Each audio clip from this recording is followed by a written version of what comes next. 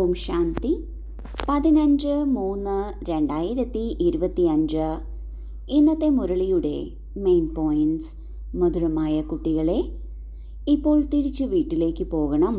ഇതിനാൽ ദേഹസഹിതം ദേഹത്തിൻ്റെ എല്ലാ ബന്ധങ്ങളെയും മറന്ന് ഒരു ബാബയെ ഓർമ്മിക്കൂ. ഇത് തന്നെയാണ് സത്യമായ ഗീതയുടെ സാരം. ബാബ നമുക്ക് മനസ്സിലാക്കിച്ചു തന്നിട്ടുണ്ട്, ഇത് കൽപ്പാവസാനമാണ്. മുഴുവൻ നാടകവും ഇപ്പോൾ തീരുകയാണ്. നാടകം തീരുമ്പോൾ അഭിനേതാക്കളെല്ലാം തൻ്റെ വേഷവിധാനങ്ങൾ അഴിച്ചുവെച്ച് തിരിച്ച് വീട്ടിലേക്ക് പോകണം. നാം ആത്മാക്കൾ 5000 വർഷങ്ങൾക്ക് മുൻപ് ഈ സൃഷ്ടിയിലേക്ക് വന്നു. 5000 വർഷമായി പലതരത്തിലുള്ള ശരീരങ്ങളെടുത്ത് ആ ശരീരങ്ങളിലൂടെ പലതരത്തിലുള്ള കഥാപാത്രങ്ങളെ അഭിനയിച്ചു. ഇപ്പോൾ തിരിച്ചു വീട്ടിലേക്ക് പോകാൻ സമയമായി. ഇതിനായി ഈ ശരീരം ഉൾപ്പെടെ എല്ലാത്തിൽ നിന്നും മനസ്സ് മാറ്റി എല്ലാ ബന്ധങ്ങളെയും മറന്ന് ഒരു ബാബയെ തന്നെ ഓർമ്മിക്കണം.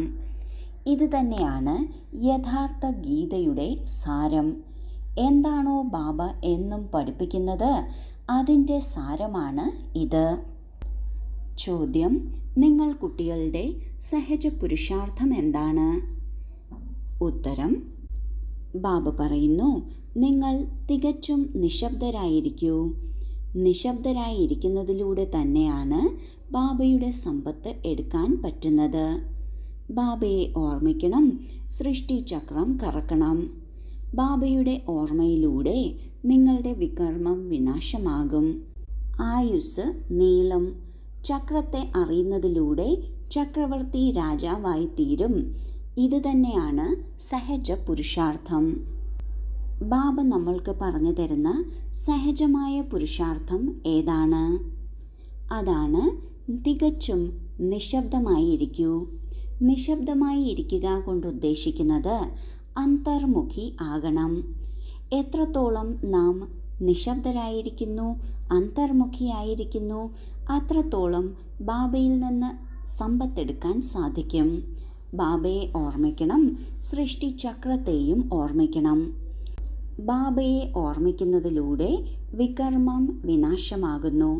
പ്രത്യേകിച്ചും കഴിഞ്ഞുപോയ ചെയ്തുപോയ വികർമ്മങ്ങൾ നശിക്കുന്നു. മുൻ ജന്മങ്ങളിലെ കർമ്മ അക്കൗണ്ടുകൾ നശിക്കുന്നു. ഇനി വികർമ്മമൊന്നും ഉണ്ടാകാതിരിക്കുന്നതിന് മനസ്സിലുള്ള ദുർബലതകളും നശിക്കുന്നു. ഇതാണ് ബാബയെ ഓർമ്മിക്കുന്നതിലൂടെ നമ്മൾക്ക് ലഭിക്കുന്നത്. സൃഷ്ടിചക്രത്തെ ഓർമ്മിക്കുന്നതിലൂടെ ജ്ഞാനം സ്പഷ്ടമാകുന്നു. ഞാൻ ആത്മാവ് ഏതെല്ലാം വഴിയിലൂടെ ഏതെല്ലാം തരത്തിലൂടെ ഈ കൽപ്പത്തിൽ യാത്ര ചെയ്തു എന്നത് എത്രത്തോളം സ്പഷ്ടമായി വരുമോ അത്രത്തോളം നാം സ്വയം തിരിച്ചറിയും. നമ്മൾ ചക്രവർത്തി രാജാവാകുന്നതിന് യോഗ്യരാണ് എന്ന്, ഉയർന്ന പദവി എടുക്കുന്നതിന് നാം യോഗ്യരാകുന്നു എന്ന്. ഇതിനെ തന്നെയാണ് സഹജ പുരുഷാർത്ഥമെന്ന് പറയുന്നത്. ധാരണയ്ക്കുള്ള മുഖ്യസാരം: 1. ഓരോ അവിനാശി ജ്ഞാനരത്നങ്ങളും ലക്ഷം കോടി രൂപയുടേതാണ്. അവ ദാനം ചെയ്ത് ഓരോ കാൽവയ്പിലും പദമങ്ങൾ സമ്പാദിക്കണം. തനിക്ക് സമാനമാക്കി ഉയർന്ന പദവി എടുക്കണം. 2.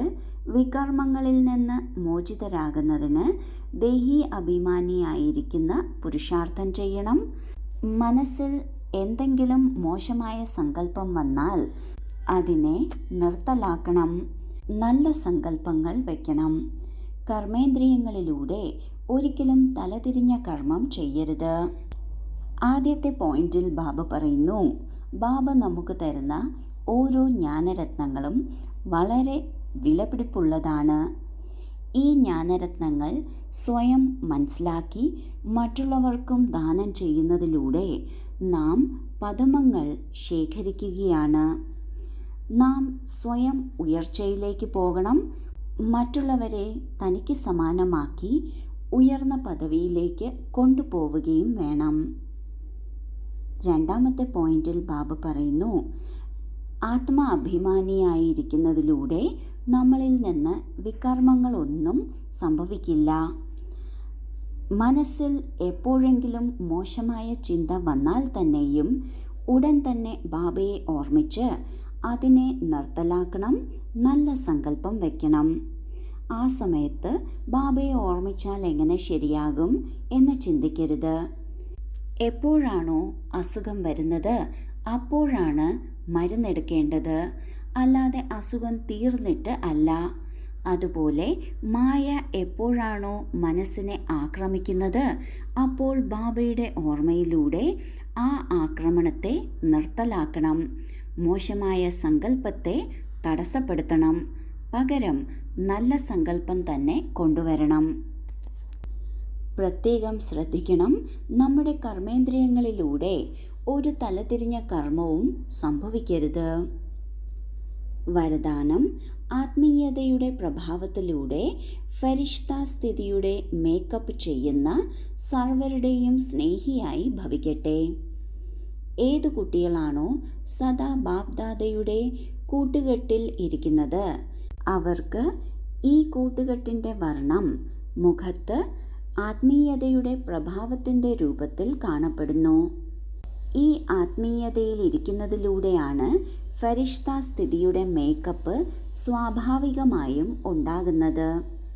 ഏതുപോലെ മേക്കപ്പ് ഇട്ടുകഴിഞ്ഞാൽ എങ്ങനെയുള്ളവരായാലും മാറുന്നു. മേക്കപ്പിലൂടെ സുന്ദരമായി കാണപ്പെടുന്നു. ഇവിടെയും ഫരിഷ്ത സ്ഥിതിയുടെ മേക്കപ്പിലൂടെ എല്ലാവരും തിളങ്ങും.